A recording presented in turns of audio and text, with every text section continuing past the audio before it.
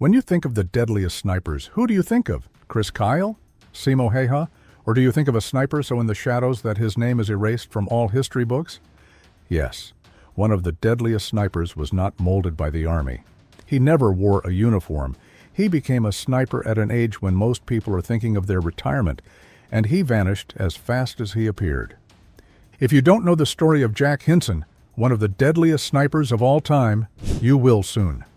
But before we get into it, be sure to like, subscribe, and hit that bell for notifications. The beginnings of Jack Henson. John W. Jack Henson was born circa 1807 somewhere in North Carolina. Not much is known about Jack Henson's history, but we do know that he is of Scottish-Irish descent.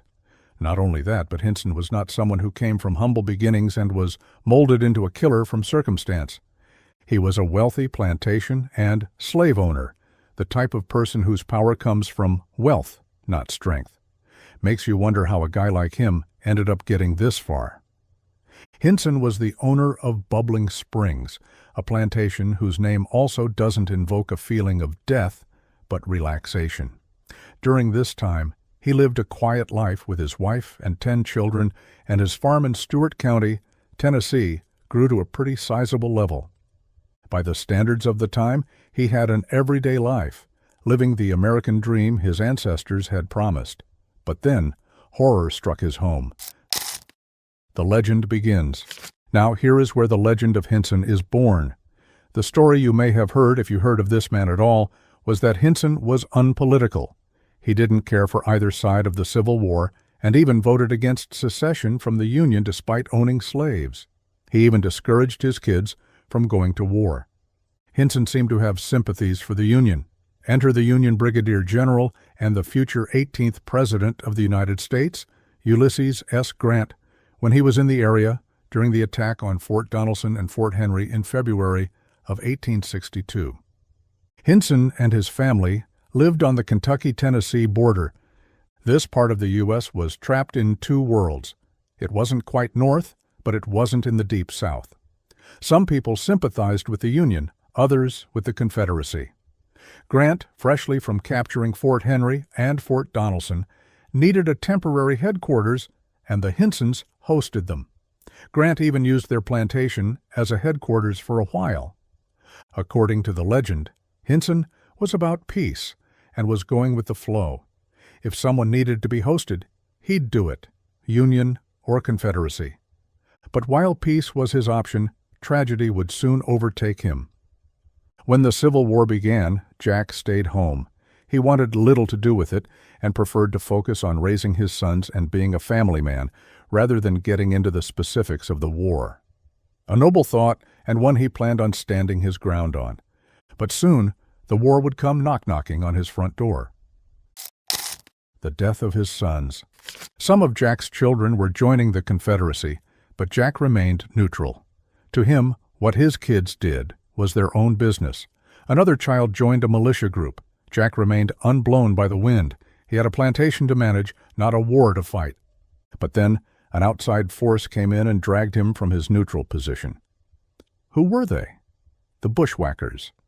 As mentioned, the Kentucky-Tennessee border had people with sympathies for both sides, but the Union seemed to have the upper hand. So people with Confederacy sympathies fought back, not by amassing an army, but by playing dirty. The Bushwhackers got their name from their tactics. They would hide in woods, bushes, or any other spot in nature that would conceal them. When the Union came marching, the Bushwhackers came attacking. They would emerge from their hiding places, catch the Union soldiers off guard, then return to the shadows. Sometimes they wouldn't just attack Union soldiers either. They'd attack anyone sympathizing with the Union, an innocent farmer, a family man, even with children. Nothing was off the plate. And to muddy the waters more, some bushwhackers were people taking advantage of the chaos and trying to make a quick buck. These men were relentless, and in many cases it resulted in so many casualties that caused great trouble for these people. And the Union quickly realized that these bushes needed to be dealt with. They didn't just want to trim the bushes, they needed to burn them into ash. If someone was a bushwhacker, they got no trial but were made an example. It was the Union's version of frontier justice. And when frontier justice came, so did the killing of innocent people. Two of Henson's sons, George, 22, and Jack, just 17, were out hunting deer. These timid animals required these hunters to hide and strike when the moment was right, just like a bushwhacker. They were hidden well from the deer, but not from a Union patrol that spotted them immediately, assuming that they were spies at Fort Donelson and partaking in bushwhacker activity. The patrol was hungry for revenge, and once they suspected the boys of being bushwhackers, no amount of words would be enough. The sons were tied to a tree and executed via the Union firing squad. But that wasn't all. They were dragged back to Dover, Tennessee, and their bodies were paraded around the courthouse square. Imagine going to the town square and seeing the bodies of your fellow humans, including one who is a minor, being treated like parade floats. But this brutal action was setting an example. If you were a bushwhacker, there was a zero-tolerance policy, and Union soldiers would shoot first and not even answer questions. The parade ended with a final show, decapitation. Then their heads were returned to the center. Jack Henson walked up to the gateposts of his plantation and saw his sons' heads hanging there, a grim reminder and warning, but for Henson, it awoke something else. The Union soldiers wanted to finish the job too. If the sons were bushwhackers, the rest of the family carried the blame too. But then they learned a shocking truth. Their lieutenant was staying on the property and ordered no more attacks on Henson's family members. Still, the bloodshed was done, and their lives were taken unfairly because of a case of mistaken identity.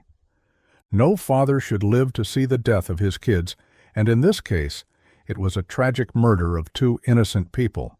They were trying to send a message, and Jack was about to send a message back. Revenge begins. You've probably heard stories of people joining the Army because their relatives were killed. However, Jack Henson, being 57 years old at the time, was too old to be a part of the Confederate Army, and it didn't matter how hardened by farming he was. A farmer in his late 50s could not compete against much younger, trained soldiers, even if they did have speed and strength training from the past. These soldiers were just too fast, too strong, and he would get killed instantly on the front lines. So, if Jack could not fight them with his strength, he had to fight them with experience. With that experience, of course, came stills in shooting, particularly from a distance. He sent the rest of his family and his slaves to West Tennessee to stay with distant relatives.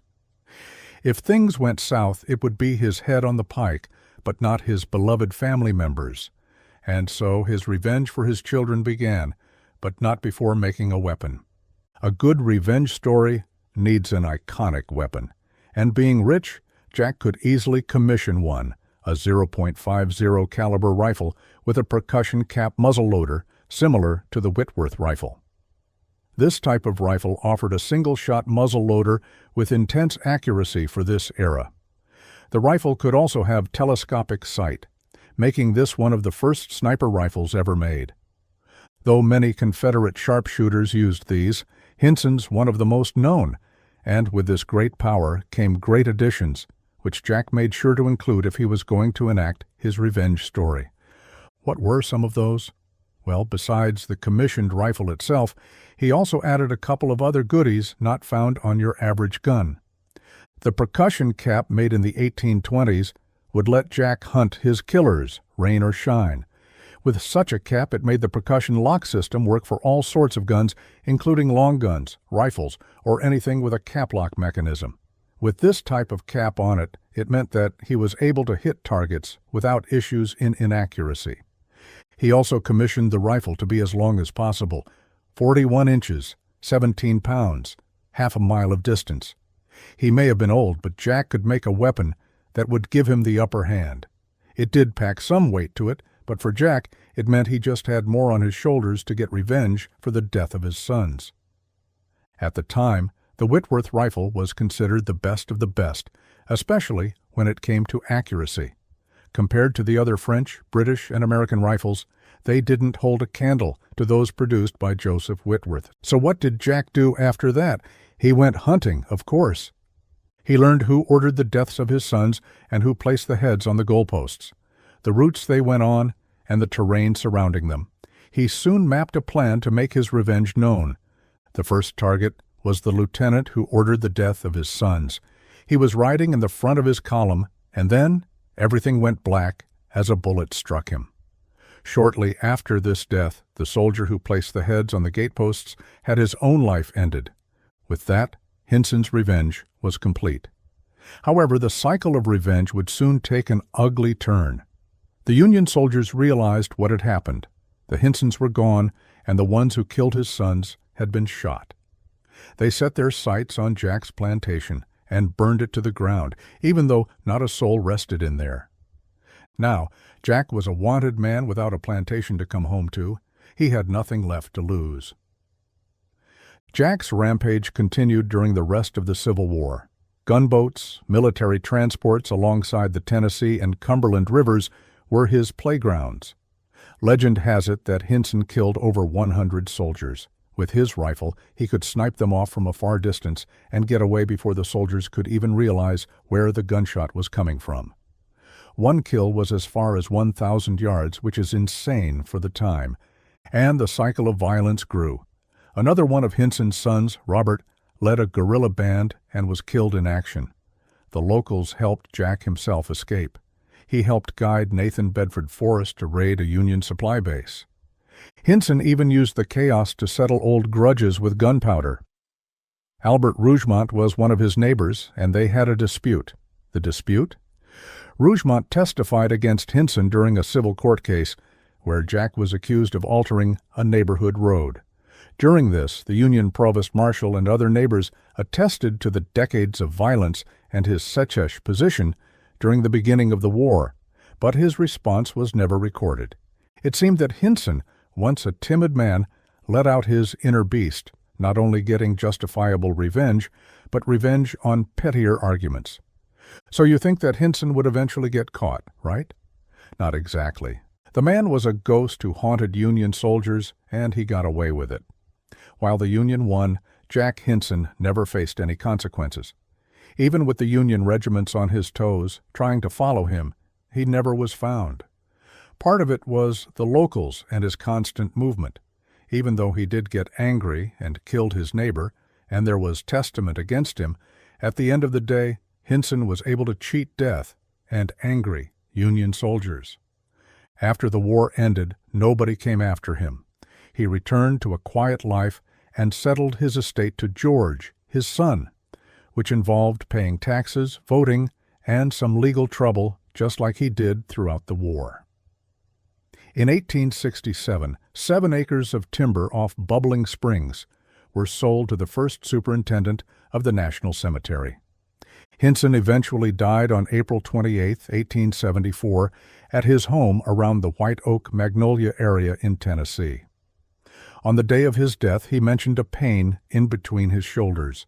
Remedies were used, but no relief happened, and 6 hours later, he passed. Speculation says that it could have been meningitis. Upon his death, he was buried in Cane Creek County near McKinnon, Tennessee, with a monument attributed to him located in Boyd Cemetery. His obituary also mentions he was buried in Boyd County. Newspapers published stories about Captain Jack and his capture, but upon further analysis, it was found that those stories were for a Modoc chief named Kintpuash, not Henson directly. Henson is even commemorated in a marker located near the state border, with stories being told in books. And that is the legend of Jack Henson. But with any legend, it begs the question, what is true and what isn't? Was he really the Civil War hero that people tout him as? Separating fact from fiction. It is difficult to know the full scope of what really happened with Jack Henson. His presence is lesser known in the Confederate records, as he never officially enlisted. The Union records will tell tales of a sniper, but they could not know for sure who was shooting. He was the man that soldiers told campfire stories about, a guy to watch out for. Some even painted him as a foe, and if you encountered him, you were as good as dead. We can imagine that each time his story was told over the campfire, it became more and more exaggerated to the point where Jack became a boogeyman. So, while he did get his revenge and was a man who inevitably was able to atone for the wrongful death of his sons, many probably exaggerated him compared to what he actually was. Not to mention, the Civil War, despite lasting only 4 years, has an impact that is still felt today. When many people discuss it, they don't look at the war through the political facts, but through their own personal politics. The Confederacy saw him as a sniper legend who the Union soldiers wronged, while the Union questioned his so-called political neutrality. With each of these sides, one could hear a different tale from each one of high praise and others who saw him as nothing more than a dirty traitor. It is safe to say, however, that Henson was a man who loved his family, who stopped at nothing to protect those that were still alive, and to make the bad guys pay for their actions. So, while there are many questions about his impact, his motivations and actions, while one might call excessive, are still well known. What we do know, however, especially through historical citing, is that Henson was far from a peaceful man. The guy was angry at the actions that were taken. He faced many criminal charges, not just for the violence he took during the war, but also for drunkenness and fighting, more than many others during the Civil War. All of this ambiguity means he is not just a ghost with how he fought, but the ghost for the history books. Before we wrap this video up, however, let's look at some disputed facts about this sniper legend. Was he really neutral? Was Henson on the fence, or was he less neutral than what we believe? Well, remember Albert Rougemont, the neighbor that Henson murdered? During that murder, there were interviews with the neighbors, testifying against whether or not Henson murdered that lieutenant. One neighbor, Rebecca Lancaster, had this to say about him. I do not know, but have heard from neighbors that he was on the Southern side in politics. Another neighbor, Elijah Lancaster, had this to say. He was an open secessionist. He used to be a fighting man. I know his sons. Do not know that any of the family have been among the guerrillas. The neighbors' testimonies blow a hole in the legend. They claim that not only did Henson have Confederate sympathies, but his sons were guerrillas. And not only that, but they were still alive and not murdered by Union troops. The deposition took place after his son's supposed death, but as you may know, testimony can be unreliable. I heard isn't a good source, no matter what you believe. Not to mention, Jack had many kids, and they may have been referring to some of his sons who were still alive. So, while 2 of them might be sympathizers of the Confederacy, those who were killed might not have been. Not to mention, the neutrality was a precarious place. Living around that area during a time when you had to be one side or another, it made things a challenge to decide one way or another. So while testimony is unreliable, the records don't lie. There are several voting records showing that Henson was on the district voters list during the 1861 secession election, and his vote seemed to endorse secession.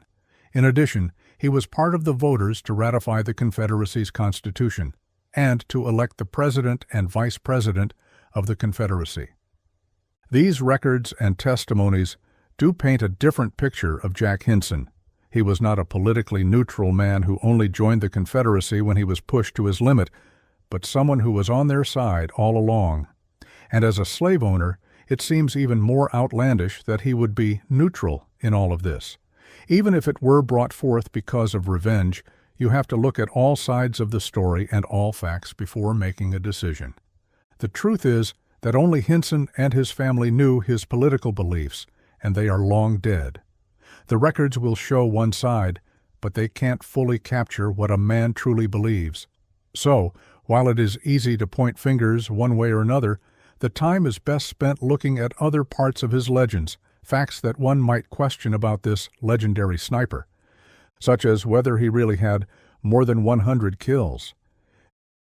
Did he really kill over 100 people? Then there is the controversy over his killing of over 100 people.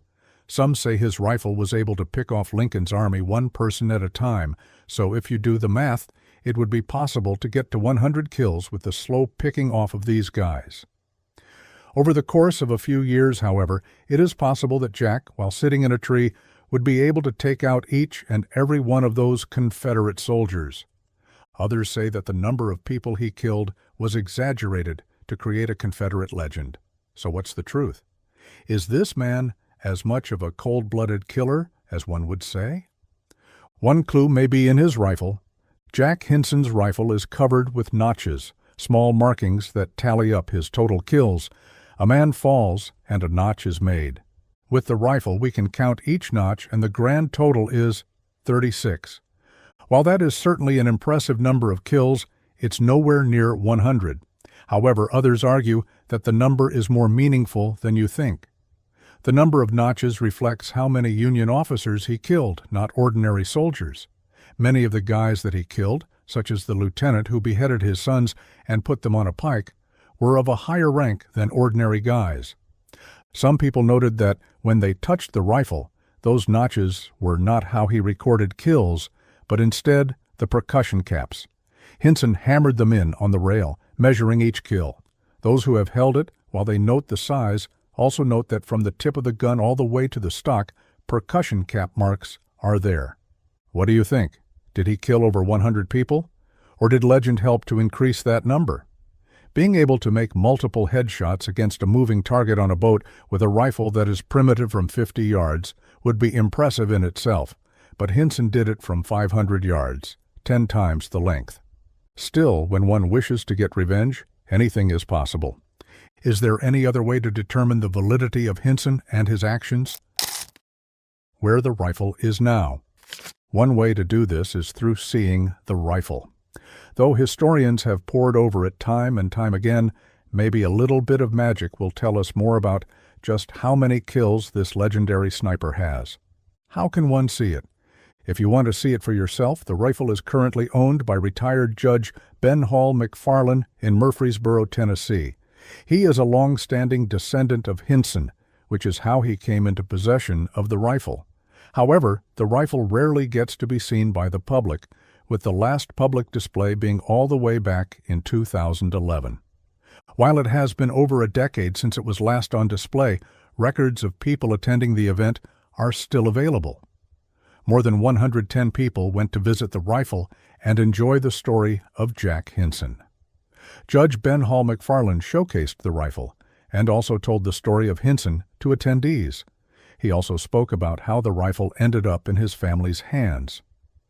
As of right now, the rifle remains in the family's private possession, but who knows, perhaps we'll see it come out for another display to tell others about Henson's one-man war.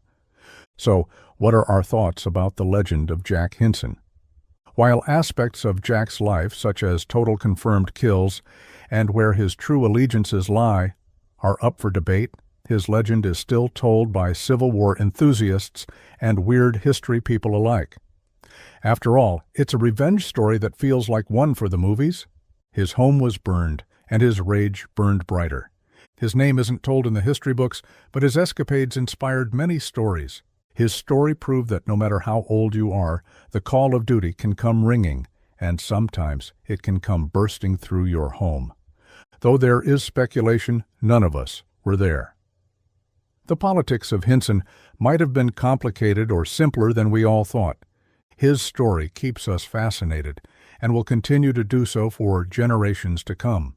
Hopefully, in the future, we get to see his rifle once again on display to tell others about the legend of Jack Henson, the one-man war who took it upon himself to get revenge, no matter the cost. If you like this historical analysis of Henson and his accomplishments, separating the truth from fiction, then make sure to like, subscribe, and ring the bell for notifications on our future videos on incredible frontier tales and people who accomplished great feats.